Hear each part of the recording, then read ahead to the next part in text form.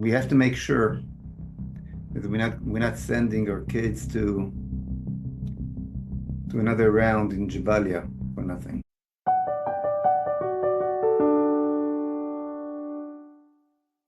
Welcome to another edition of the Mail Time Podcast. I'm Daniel Mael. Joining me today is former MK Moshe Feiglin. He has been outspoken in his views for some time now, and many people know his name. Some don't. Those who are kind of back into the fold of what's going on in Israel after October 7th. Former MK Feiglin also lost his grandson, Yair Levin, who was in Givati some months ago, and want to extend our condolences to you, Mr. Feiglin. And thank you so much for joining today. Thank you. I'm the head of the Zehut party today. We ran to the Knesset in 2019, almost passed it, and we're going to do it again this time.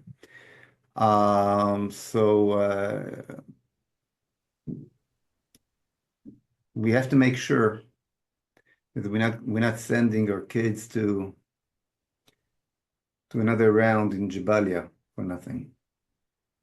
So when we just joined this Zoom here, I didn't want to actually have any small talk with you before, but I wanted to have this actually as part of the conversation. But when your grandson was going into Gaza, or trying to go through our Amutah Unit 11741, we're trying to help soldiers as much as possible because they're missing so much equipment and helmets, tactical helmets, and we're in touch with a number of people who were around him, and we're really trying to do everything we could. As a grandfather, were you aware of this phenomenon and what was going on in terms of equipment missing? I'm sure, as someone who was in the Knesset before, people had reached out to you. First of all, what you did is amazing. I'm aware of what you tried to do. But the wide picture is that what we missed is the courage to simply close the water supply to Hamas, to simply close the gas supply to Hamas, so they cannot breathe in air and cannot drink water. And definitely not sending them tens of thousands of trucks loaded with everything they need to fight against our own children that we're sending to fight that war. We could have won this war without sending our troops, our children, our grandchildren into the tunnels, into the buildings. And at the end, to give up, basically to give them the victory.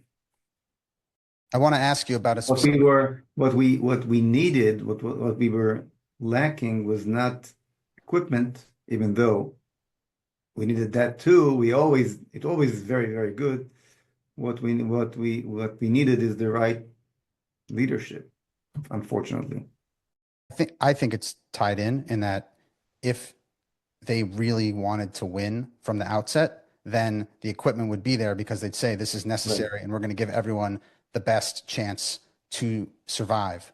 And Daniel, I don't underestimate what you did in any sense. Yeah, but you're strategically, I'm actually sitting here. We're recording this on February 3rd. I'm sitting here personally, as someone who tried to help as many people as possible, very upset because I'm challenging if we ever wanted to win in the first place. And what I saw your interview with Jerusalem Post, and I'm hoping you can elaborate on this.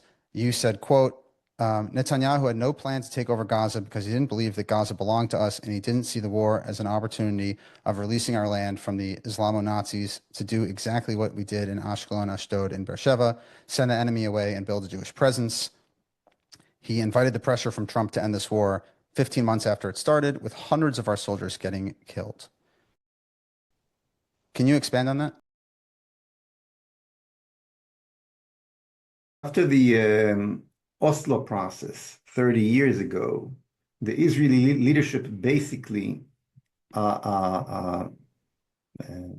took upon himself the concepts that says that we are just colonialists on our own country.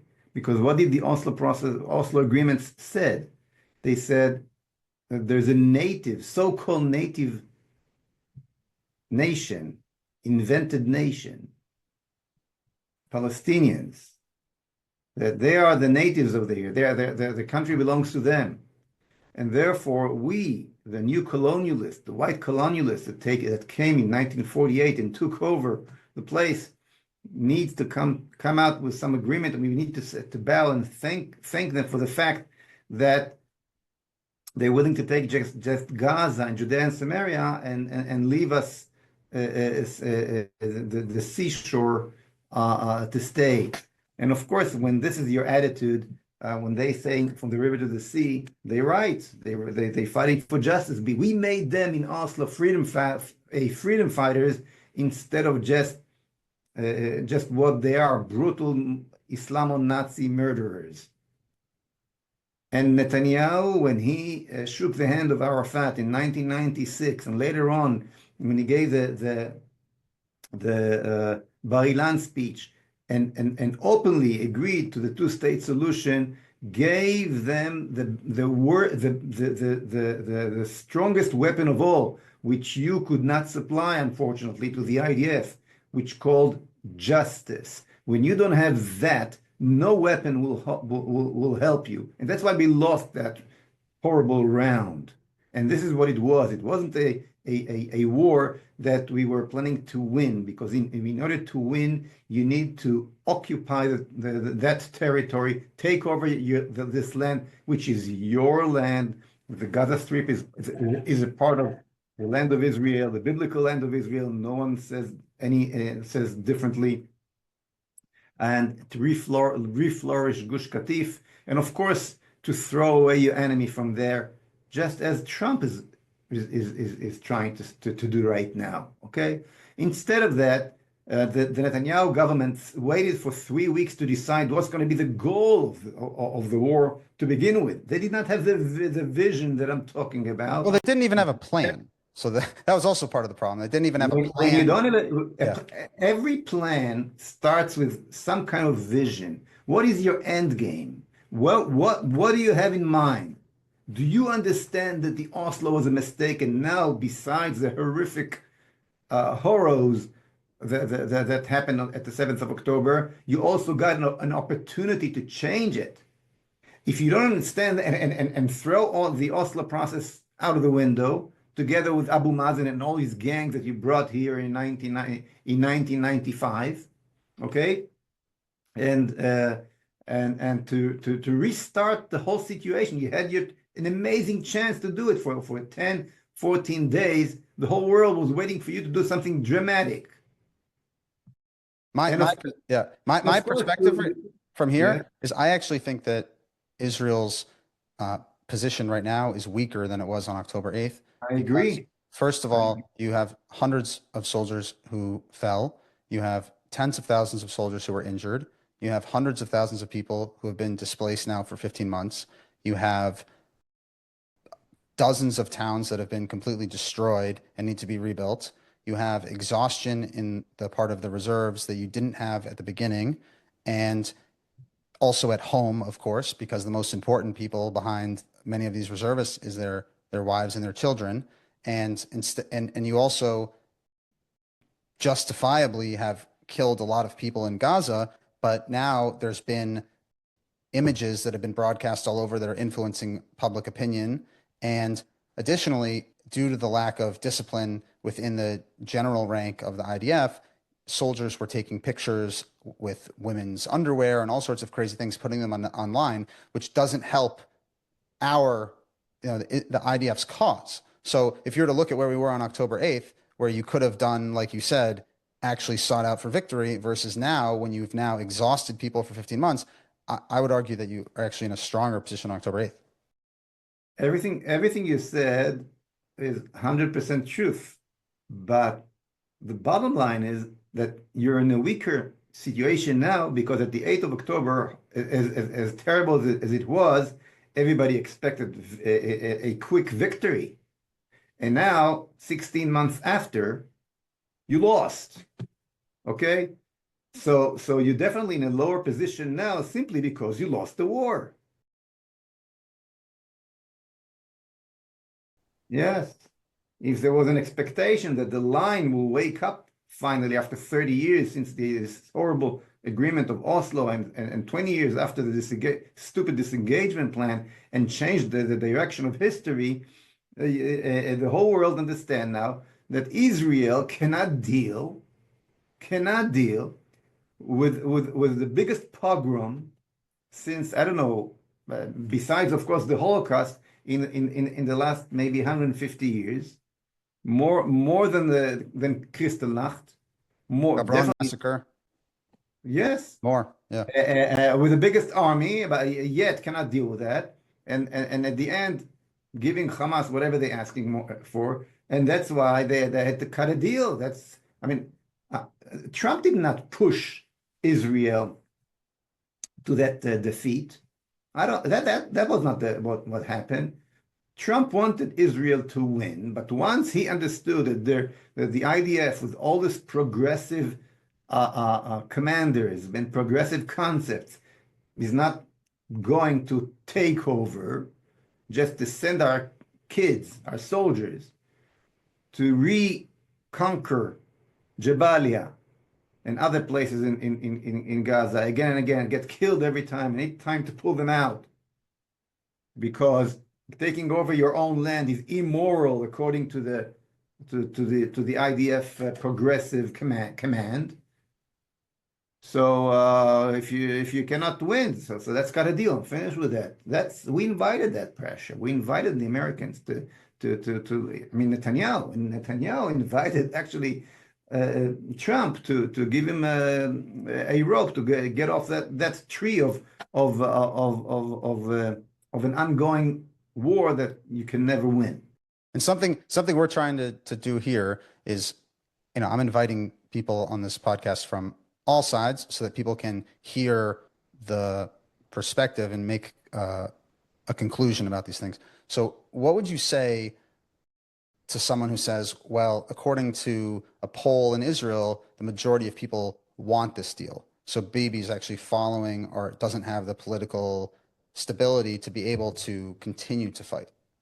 How do you counter that argument? It is very simple. If the Americans had to vote at the election day between the Democrats and the Democrats, what would they vote for? That's what happened. The Israelis had no other leader to look at. The leftists, of course, said pull out and make a deal. Then the right wing leader did the same. So what do you what do you expect the Israelis to do and to say?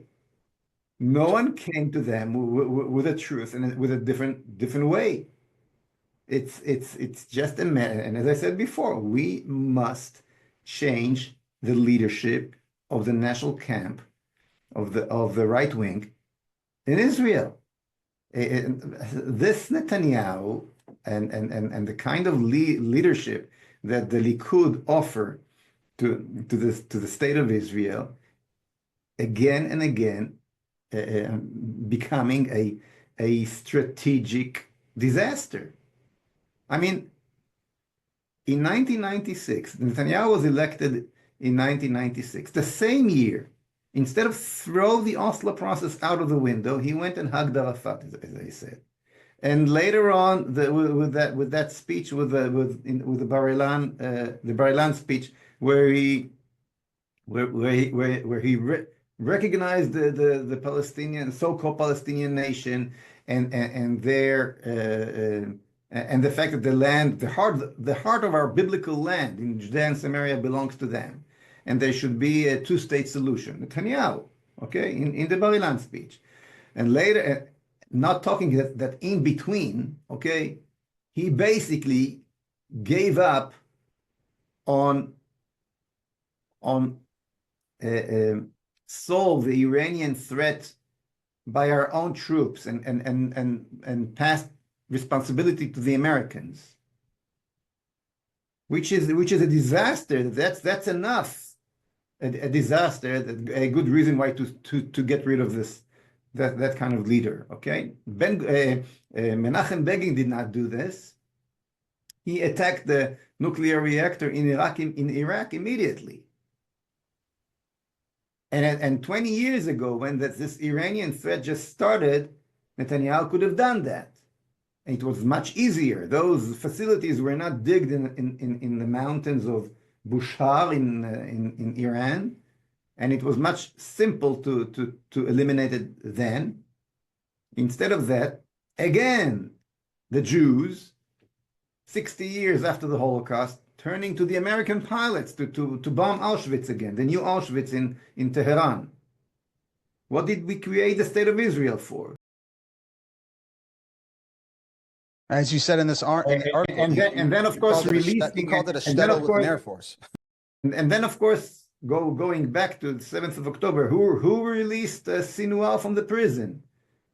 No leftist prime minister did that. No, Ehud Barak did not do it. Ehud Olmert did not do it. Benjamin Netanyahu did it for 1 second of popular picture in when Gilad Shalit is coming back. So for that we got Sinwar and all these 1,000 murderers that were released with him. What do you think will happen now with all this release of murderers out to our streets? This is all Netanyahu. So you cannot blame the left anymore. He did not erase Oslo, cancel Oslo. He did not change the direction of historical direction because you don't really have any alternative of your own to the situation. So you're only playing on the frame game that leftists created in 1995 at the Oslo agreements, and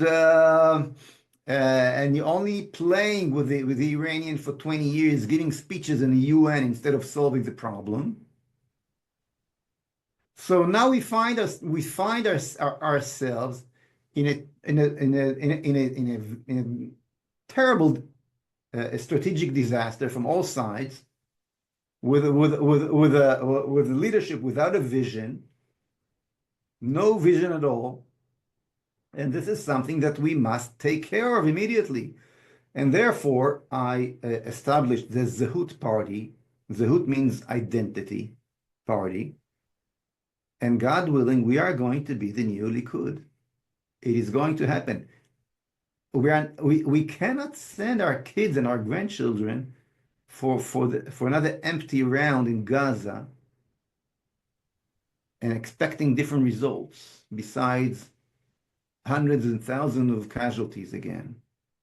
You cannot do the same mistake again and expecting different results, as Einstein said. It's not going to happen. We need to create that leadership, that this generation of heroes, and we never had a generation like that. That's the good news.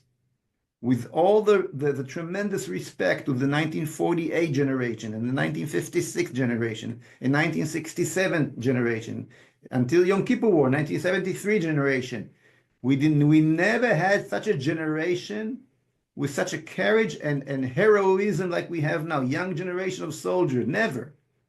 It was the civilians that saved Israel at October 7th. It was the woman policemen in Sderot that picked up the hand grenade that was thrown at her and throw it back again and again. It was the soldiers that fought without commands. It was the settlers that came from Gush Etzion to save the Be'eri residents.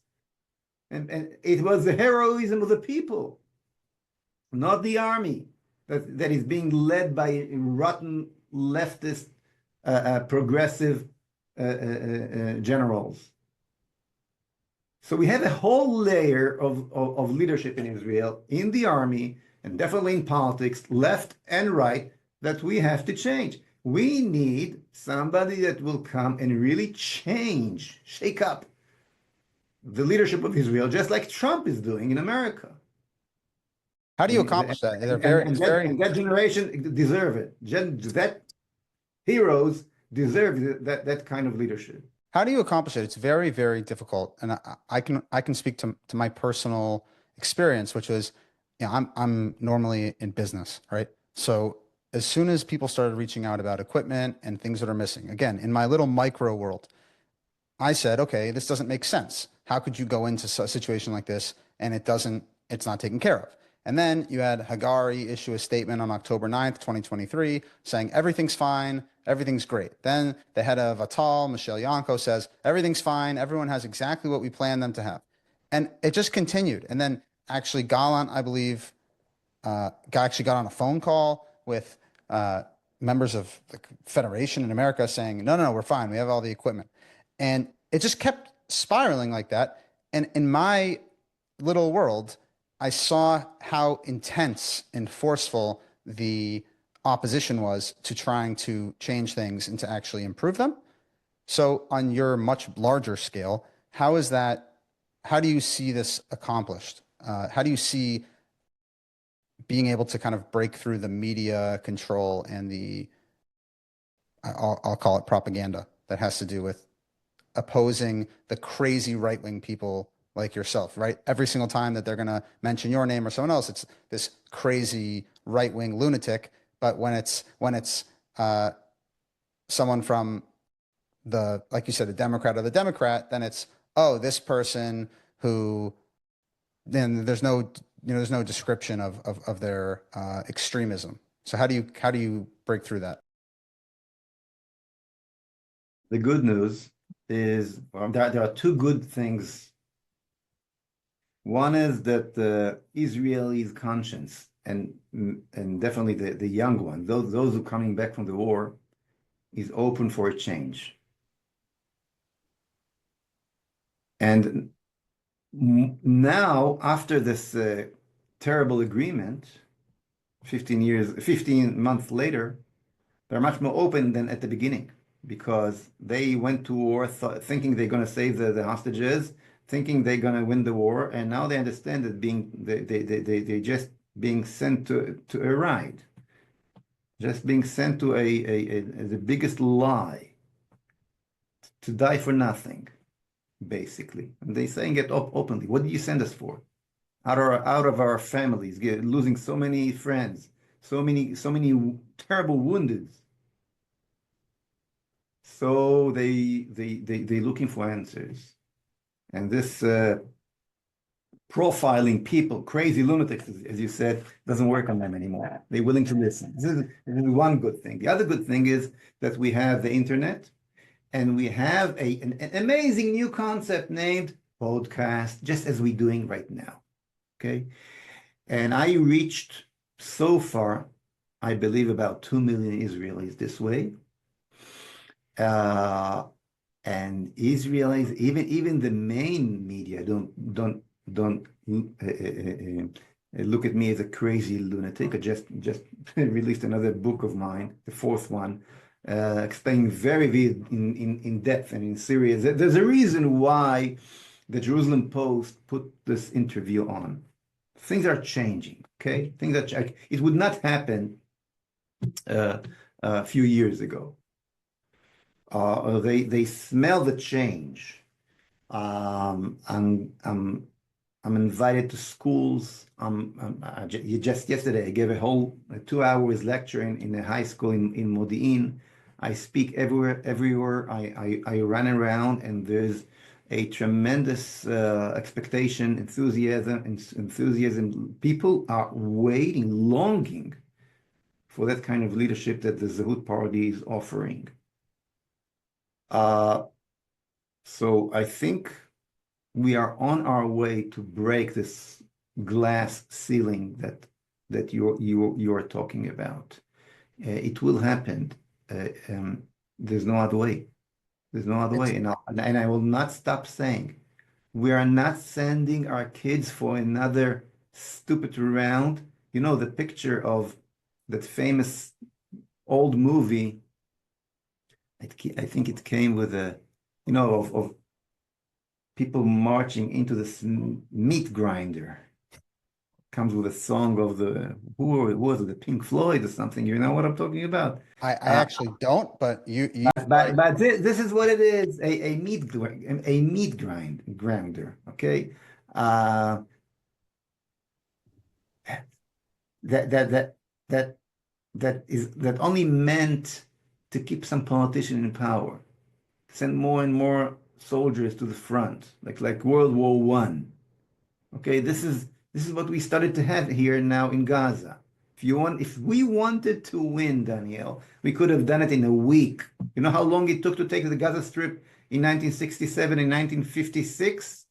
About a day against a real army, against the Egyptian army. What happened over here? You did not want to win. You fighting according to a progressive concepts that winning was taken. The word winning was taken out of their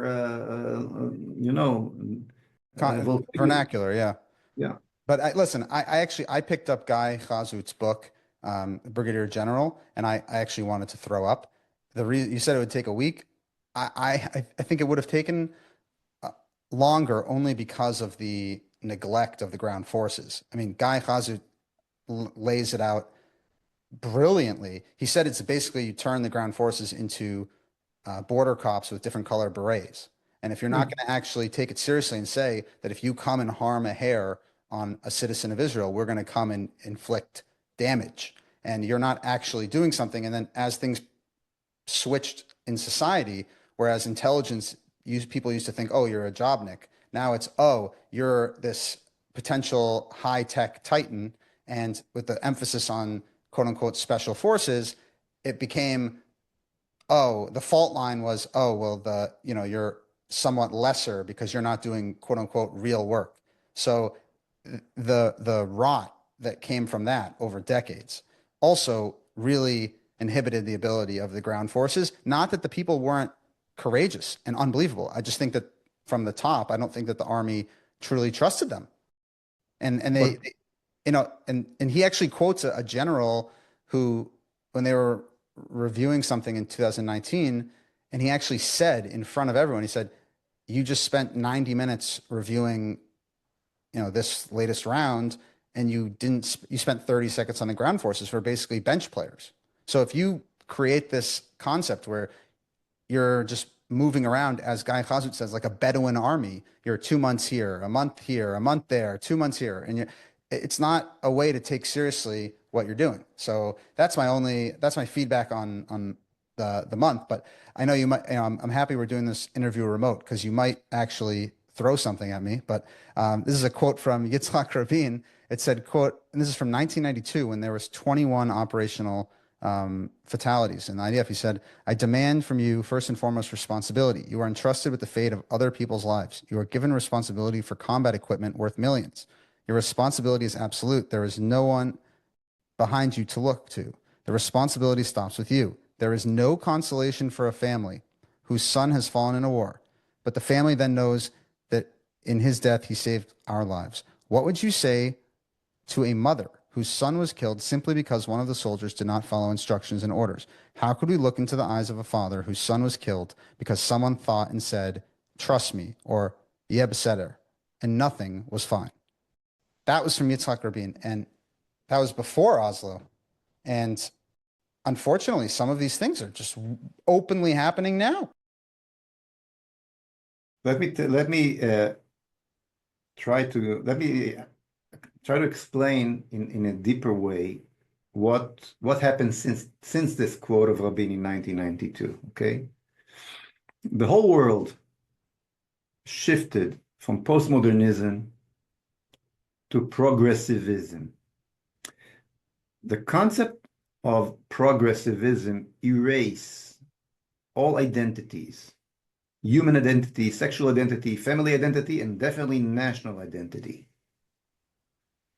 The Oslo process that started in 1994, actually, Rabin went into power in 92. Okay, but they started that Oslo at that time, him and Shimon Peres and these people. The concept of the Oslo process was based on that assumption. There's no national identities anymore. And they said it openly. Okay, Shimon Peres said it openly in his book, A New Middle East. No national identities anymore. And since the Oslo process, a whole layer of commanders, you could not become a general in Israel if you did not accept that concepts in your veins. Okay, so the end result was that top generals in Israel started to say, we don't have an enemy over here. We have extremists on both sides. The hilltops youth in Israel are more dangerous than the Hamas and the Hezbollah, said generals in the IDF and in the Shabak and the Mossad. Okay, they see our own pioneers on the mountains as the enemy.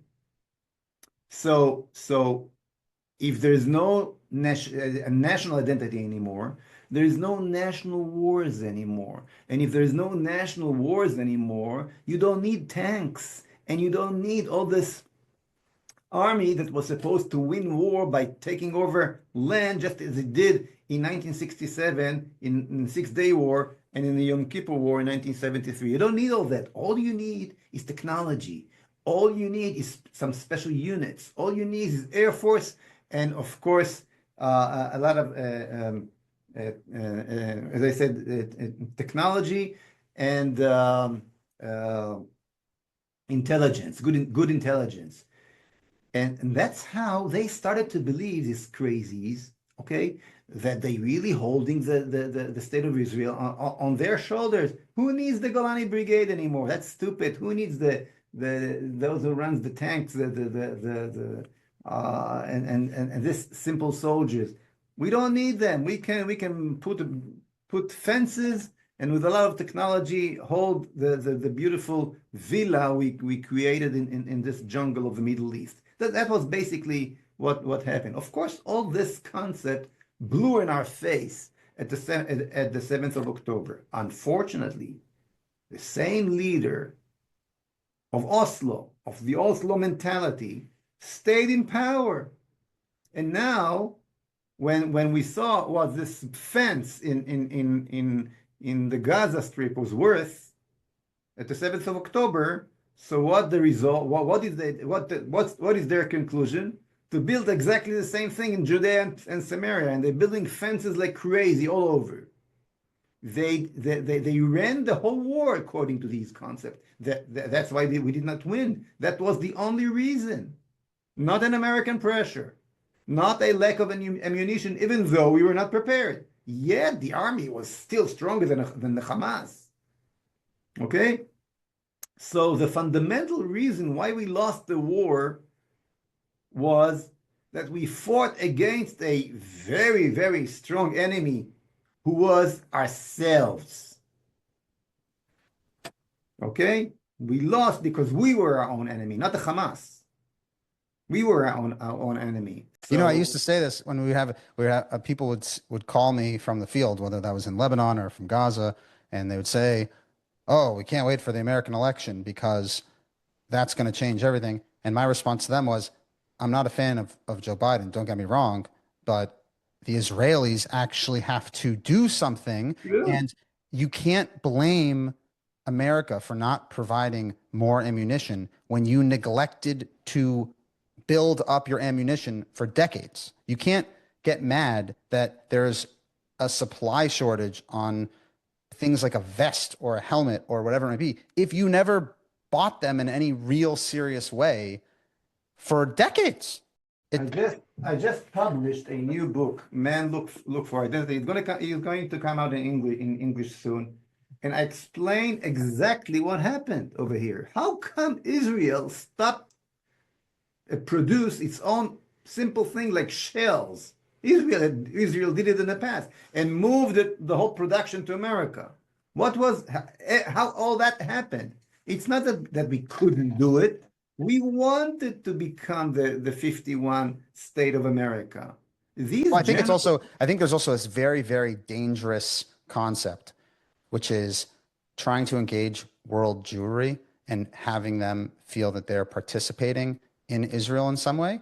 And it becomes a crutch. So instead of dealing with deep bureaucratic issues, you end up sending certain things to Israel and saying, well, you guys pay for this because you are Jews, you are Zionists, and you should want to help Israel, almost like a tax because you don't live in Israel and you need to help us. So if you were to look at even medical care, the fact that you have Magen David Adom and United Hatzalah and others, they come to America and around the world saying, we need to the bureaucracy isn't working. We need your donor money to make certain things work instead of saying, why don't we fix the bureaucracy? And that's not to say people can't contribute, but it's this mentality, which I think anywhere you look, kind of, it happens. You say they want to be the 51st state. It's this idea that things are not working properly. So therefore, we're just going to raise money to go around it.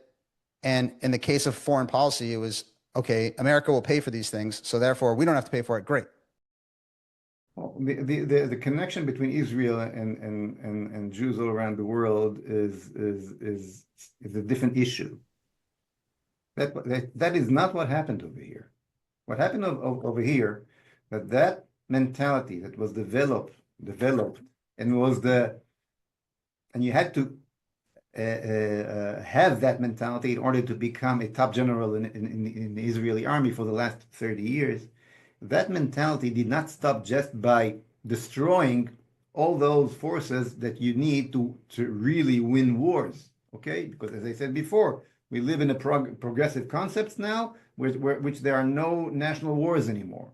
Okay, so but there was more than that because there is no national identity anymore. Okay, so what is my identity? The top Herzi Halevi's identity, okay? The top general's identity in the idea. What is the mentality? What is my identity? Well, it's international. It's progressive international, led by the United States of America. I'm a man of the enlightened democratic world, led basically by the concepts of the Democratic Party in America. So in all these connections between the IDF and America during since the 70s of supplying weapons, flying back and forth, going to learn in America, top generals in the IDF, going to with the Wexner Foundation for a year to learn where in Harvard University. What do they learn over there? So their mentality is already that we belong to the big world. We not just belong to this little tiny state of Israel. We belong to the wide world. And later on, it came to a point, and I hope you sit strong on your chair. It came to a point where the IDF did not nominate top generals anymore without the permission, specific permission to each one from Washington. So you have Do you have concrete evidence of that? Like you've spoken to people, or you're saying it's more I spoke to conceptual? people. I spoke to people. I didn't know that until a year ago. I could not believe that. I investigated it. Yes. And I'm definitely not the first one who's saying it. Talk to Caroline Glick, talk to Dr. Moti Kedar, and I spoke to people in the army. And why do you think Benjamin Netanyahu, after he gets rid of the defense minister, okay, promised, and that was all over the news. He promised Biden that he's not going to get rid of Herzi Halevi and the head of the Shabak.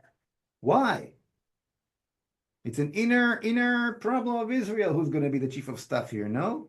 Well, no. The top generals of Israel served two masters at the same time, and we got used to it in the last 20 years, and it all happened under the Netanyahu leadership. When Netanyahu called, when Netanyahu asked 20 years ago, the chief of staff Ashkenazi, and also the head of the Mossad, Meir Dagan, not to attack Iran, to prepare an attack on Iran, they said, no, we're not going to do it. And Dagan openly admitted it in the Jerusalem Post convention a few years ago. Why did they? Where did they take the chutzpah to do that? Because they had the backing of Washington, and Netanyahu did not throw them out and put somebody else instead, because he was never a real leader. So he accepted that situation. Basically, the armed forces of Israel, the IDF, together with Netanyahu, pulled down the Israeli flag in the last 20 years, because when you're giving your armed forces to a foreign command, you can close your state without telling us about it. Well, they did tell us they had all these APEC conferences where they take thousands of people, tens of thousands of people, and say you have to go to Washington to get funding for Iron Dome and other things, and that's the most I'm not talking important about funding. I'm not talking about funding. But you're talking about just operational control, but that I mean, would, if a yeah. foreign state control your army, you don't have a state. If Right. you don't control your own army, your state is just a fake state. And all that happens under the Netanyahu time. We need to take our state back. And I'm not talking against the Americans. You open the door to become the biggest, servant, slave, okay, of mistress. I don't know how you're going to call The it. analogy that I use is like a high schooler with his parents' credit card. And if you want to use your parents' credit card at the mall, they have a right to look at it and say, well, why'd you buy this? Why'd you buy this? What are you doing with this? What are you doing with that? Whereas if you just go out and earn money and buy something yourself, you can buy what you want. Daniel, the point is, look, I see what you're saying, but that's not the point. I'm sorry. It's not the American credit card. The truth is that the United States of America benefits from Israel much more than Israel benefits from America with its so-called American aid. If you want, I'll get into it and I'll explain that, okay? The thing is that the Israeli leadership, since the 70s, actually, I would say definitely since the 90s or the beginning of the 21st century, inviting the Americans' involvement. The Israeli economy per capita is much stronger than the American one, okay? We can produce whatever we need or buy it everywhere in the world. We don't need to be so dependent on the Americans. We're doing it because our leaders' defect conscience that want to see us as part of one of the moons around the American sun. Nothing more than that. They have no nationality left in their sense of nationality, definitely not nationality's pride, left in their conscience, those leaders of the army, top leaders of the army. So it goes back to the fact that we must provide this new generation of heroes in Eretz Israel the leadership that they deserve. And you see that this young generation, who leads this generation of heroes? Settlers, young settlers. There are more graves here in Karnei Shomron, where I'm talking to you from. It's in Shomron area. Yes, it's behind the Green Line. There's more graves of soldiers here than in Herzliya. Why? Because those heroes believes in God, believes in the Bible, believes in themselves, have the old concept of nationality, not the new invented Israeli nationality that tried to say that there's no that every Arab Knesset member is an Israeli just as Ahmad Tibi. We all understand what we're dealing with. Who are we cheating over here? This is a Jewish state. Okay, if you're loyal to the Jewish state, you're invited to live with us, no problem. But it's not your national home as if you're an Arab. The Jewish state, the state of Israel, was created to be a Jewish state, period, and therefore it cannot be a national home of no other nation. It can be an individual home. If you're loyal to the Jewish state, no problem. You'll have all your civilian rights, all your human rights, but you cannot not observe the fact that this is a Jewish state and expect us to give you all your rights. You're basically fighting us in the Knesset. You're actually joining Hamas, joining Hezbollah as a Knesset member. And we see it again and again. So what do you make of the Knesset members who actually joined with them? I don't know, maybe a third of the terrorists that blow themselves in Israel or killing with knives and so are Israeli citizens. What do you make of the people that joined with them to form that government, like Bennett and Lapid? That's horrible. But the truth is, and we don't like to hear that Netanyahu offered them the same thing before. So we need to build Israel from almost from scratch again, on a serious, foundation, faithful foundation, on the real foundation of a real Jewish, modern, democratic state, but Jewish, not Jewish and. During the 90s, the same years of Oslo, 1995, Israel added the word democratic to its name. We are not a Jewish state, we are Jewish and democratic state. Why did we do it? What was wrong in the 70s and the 80s until this progressive concept suddenly appeared? We added the democratic to the Jewish state in order to erase the Jewish state. And Aharon Barak said it openly. He said, quote, "For me, a Jewish state is a democratic state." Meaning, the democracy is what defines us. Well, let me tell you something. No one of the soldiers, the most extreme leftist and secular soldiers in 1940 in the Independent War fought for another democratic state in the world. They all fought for a Jewish state, and the Declaration of Independence don't have the word democratic once. We all appreciate democracy, and no one believes that we can be anything else. As Churchill said, Israel, a democracy is a bad concept. I simply don't know a better one, and he was right. We cannot function here unless we are democratic.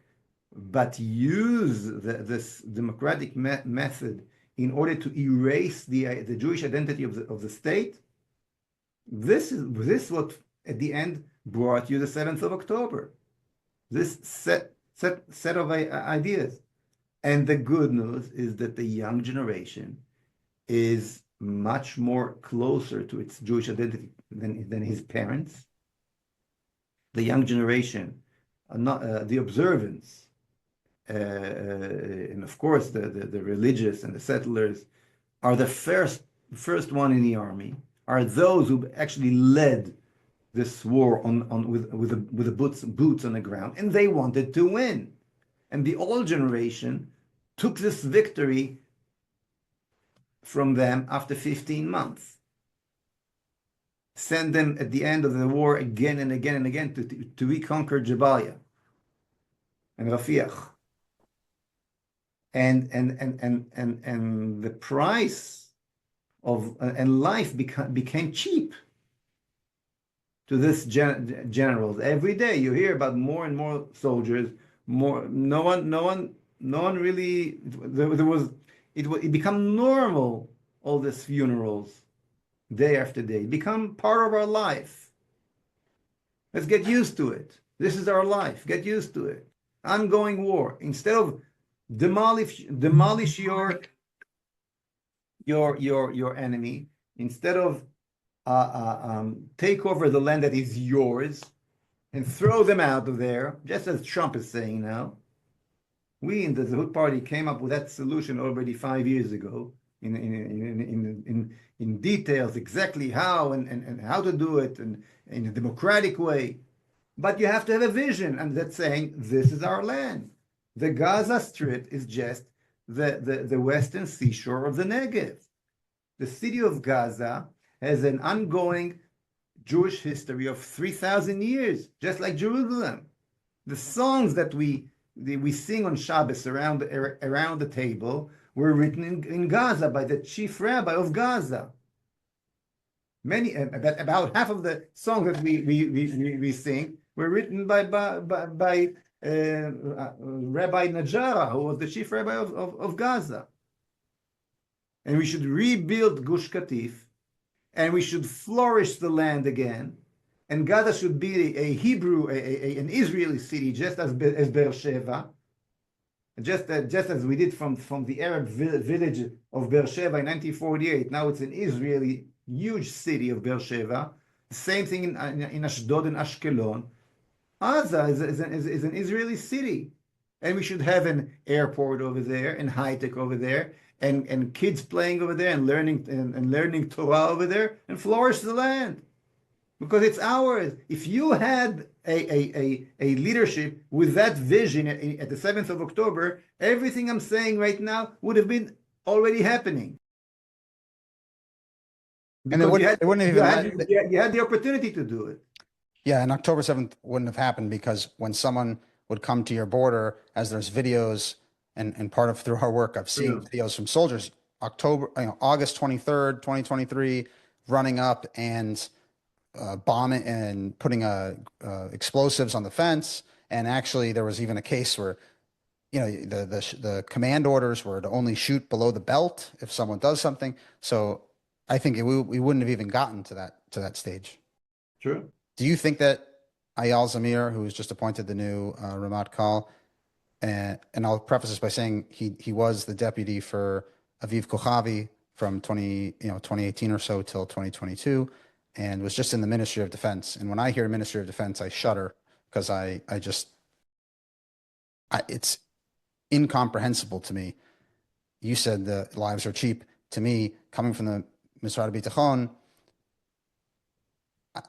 I struggle to even get the words out of my mouth because I don't know how someone who's, how an organization or a department that's in charge of making sure that the purchases are done efficiently and everything like that can live with themselves after the results in Gaza. And I'll just add this.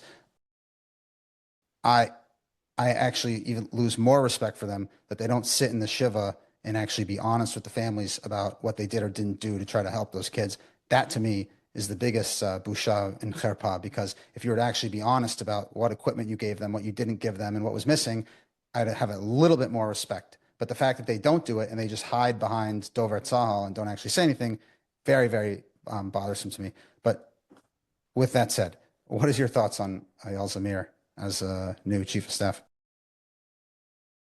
Before we get specifically into this man, I want to say the concept. We know that for the last 30 years, if you did not observe in your blood circulation the concepts of Oslo, you could not reach the top layer of military commanders. Okay, in the top commanders of the chief of staff, about 14 top commanders. You could not get there if you're not part of that concept. or unless you somehow hide it, okay? So, so the fact that he comes from there already is already a bad, very bad sign. What Netanyahu needed to do is to look for those generals that could not make it to the top because they still had the old vision and put them now in charge, just as Trump is doing.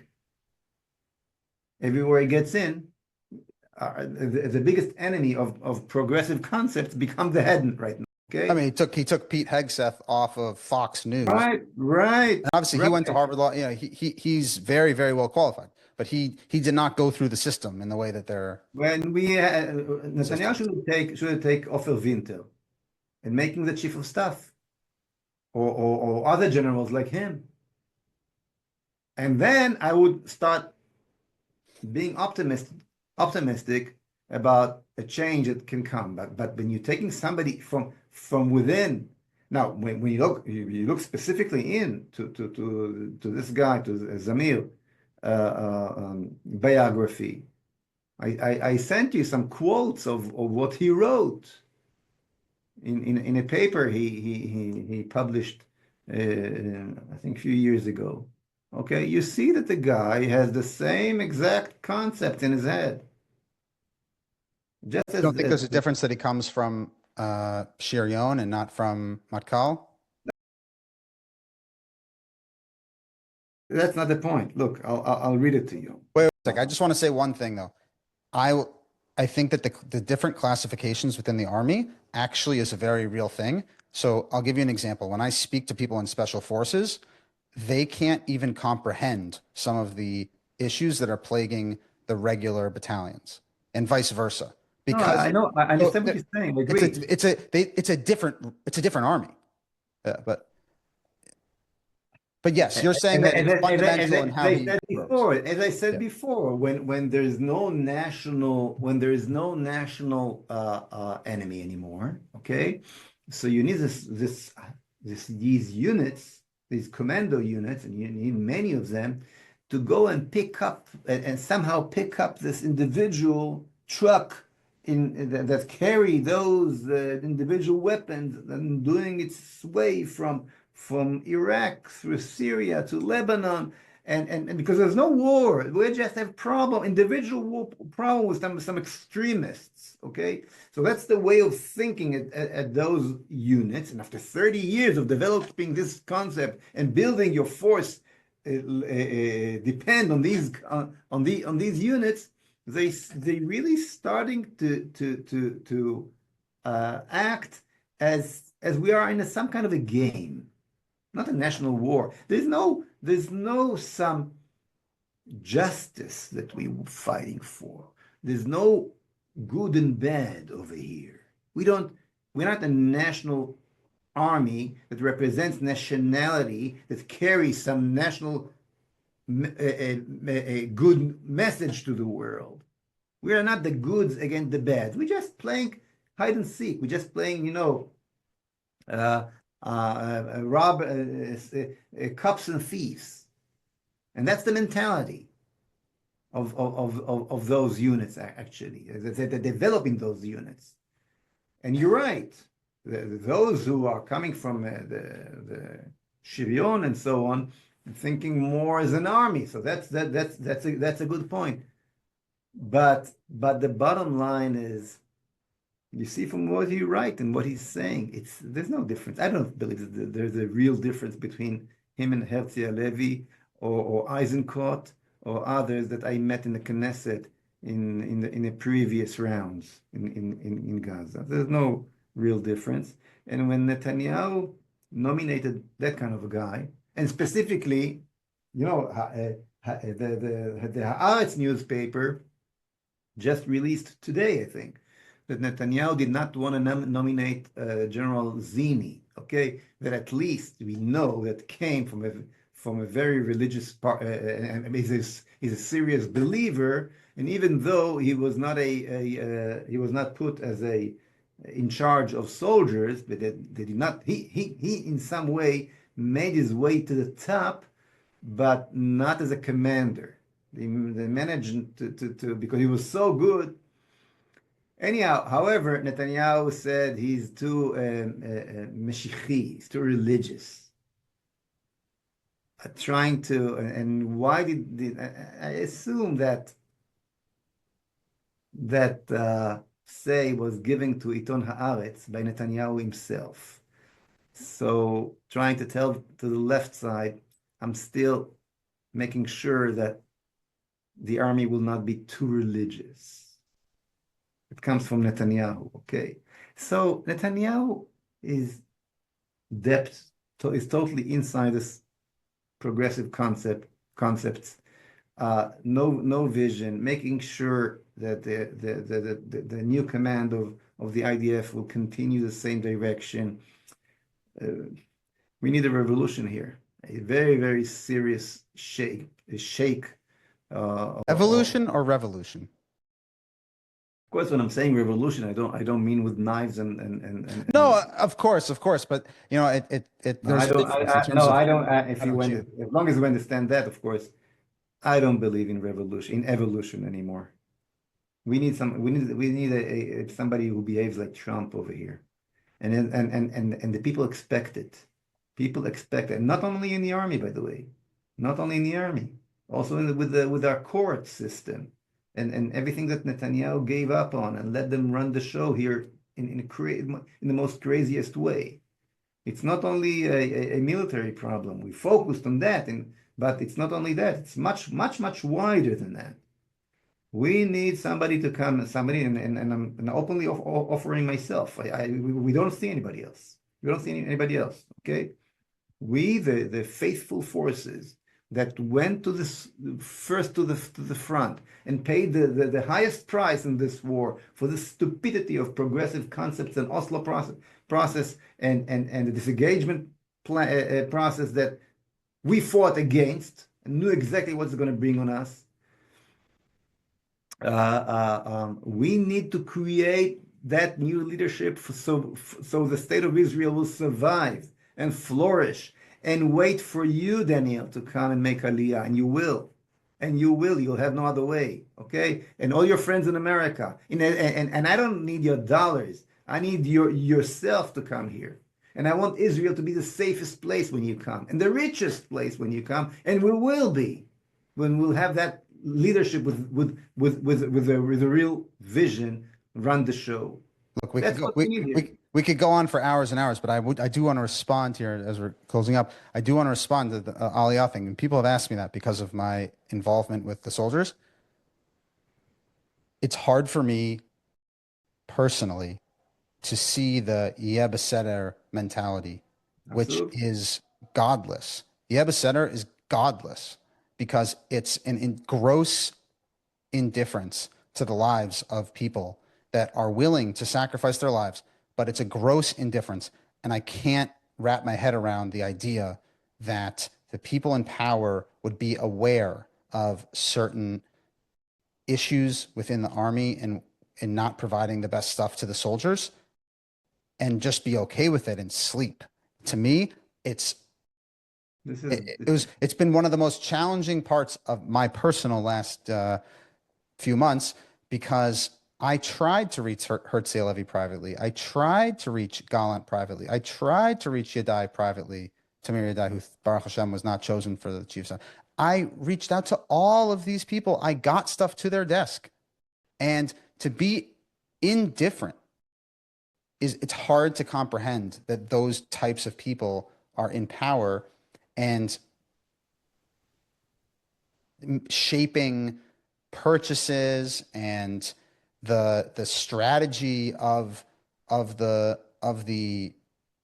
population and the people who are conscripted to join the army. And if you are conscripted to join the army, the basic thing that you deserve is to have equipment from this century that works. And same thing with the reservists. You shouldn't be out of a job for 400 days and also have to go beg your friend in America or something to send money so you can get basic equipment. And it's hard for me to reconcile that with, like you said, a state that's functioning. It's hard. Daniel, what progressivism is doing to people is that disconnect the people who got that disease from reality. There's no God, and therefore there's no real reality. Only your imagination is there, and therefore there's no responsibility. Okay? So you become a problem. You become a problem because you're trying to solve a problem in reality. But for them, to fix that situation is to send Daniel Agari and lie again and again through the media. Tell you stories. I believe my enemies more than I believe my generals. I just Serious. I just watched Al Jazeera, and the propaganda that they're getting from marching back to the north is unbelievable. So so so then again, you unfortunately saw the face of the progressive monster that took over the entire West, including the Israeli leadership.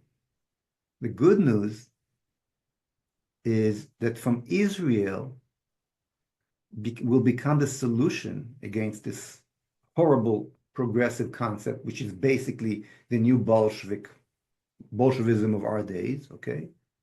The new ideology that erase God, okay? The solution for this disease will also come from Israel. There's a reason why the front line between the barbarians and civilization go through Jerusalem. They called it the Al-Aqsa War, the War of the Temple Mount. And they were right. They knew why. I explain in my book exactly what's going on here. Why the most why the Islamic ideology, and the progressive ideology combine forces, even though they are looked like total different things, okay, against the Jews, against you and me, against the state of Israel. Why Greta, famous Greta from the environment movement, okay? Why she came, I think at the 8th of October, maybe the 9th of October, immediately after we heard what happened, in favor of Hamas. Why the gay movement are in the international gay movements are in favor of Hamas when they have no rights in Gaza, believe me. Why the feminist movements could not condemn the horrific rape that happened at the 7th of October? Because they're all part of the same hands of the same octopus, the same monster of progressivism that wishes to destroy civilization by destroying all the fundamental identities, the family identity, the national identity, the human identity. Okay? Islam wants to destroy civilization from its corner. Everywhere Islam gets in history become desert. We see it again and again. So that concept of destroying civilization lead these two identities together, combined together against Israel and the Jewish nation. Why? Because we brought the concept of one God to the world. Okay, when there's one God, there's an identity. And not so we brought identity to the world. And we brought the concept of freedom to the world with the Ten Commandments. When there's a set of rules that all kings have to obey because it was given by the King of Kings, okay, then all people are free under the same rule, under the same laws of don't kill each other, respect your parents, and so on. Don't steal. Without that identity and liberty, believe in one God, and having this Ten Commandments, there is no civilization. So they have to destroy Israel that represents the Jewish nation that brought civilization to the world, brought the basic tools to have a civilization altogether. And that's why the front line between the barbarians and the civilization is happening right now. So we need to win this war, not only so our children will not get killed again in Jabalia, but to save the entire civilization of the world. That's the real war that's going on here, and we need to create that and leadership to fulfill the Jewish goal and the Jewish mission in the world. The whole world is dependent on us. And we have to look within. Seriously, this is not a joke what's going on here. And we are running away from our destiny. Pointing. Lamonat season take over. I think we have to stop the finger pointing. Stop with the epicenter. Stop with blaming other Definitely. countries and Take everything. responsibility. Absolutely. I completely agree with you. And, as I'll give a shout out to my Rabbi Lieberman, but it's the 10 commandments, not the 10 suggestions. And we take it very seriously. It changes how you look at the world, and seeing the godliness in each and every Jewish person on the front line in Israel who's doing what they can and valuing their life as if it was your own son, as if it was your brother, as if it was your sister. I actually had this conversation with someone who was in a higher unit, and he basically told me to butt out of things because you don't understand, you don't live in Tel Aviv or you don't live there. And what I said to him is, first of all, I can have an opinion regardless of if I lived in Alaska or Timbuktu. It doesn't matter. I can have an opinion, and you could say that whether someone's closer or not has influences how they see it, but it's still a valid opinion. And second of all, you fundamentally misunderstand my motivation, because it doesn't matter where I am. It doesn't matter where another Jew is across the entire world. They are part of the same body, and we see each other as important. And that's why these kinds of things are so important, because each and every soldier deserves the best chance. It's important that Israel succeeds. It's important that the Jewish people come together and stand for Judaism. And that's a really important thing. And it doesn't matter. It actually transcends any state. It's just saying It that. doesn't matter. It doesn't matter if you live in Israel or anywhere else. If you're leftist or rightist, if you straight or gay or whatever, as long that you're not hiding your Jewish identity. You're saying I'm Jewish. You can be a total atheist. You're on your forehead. There's a sentence says there is a God, because the ongoing existence against all rules of history of the Jewish nation shows that there is a God. Okay, so we represent the existence of God in the world as a nation.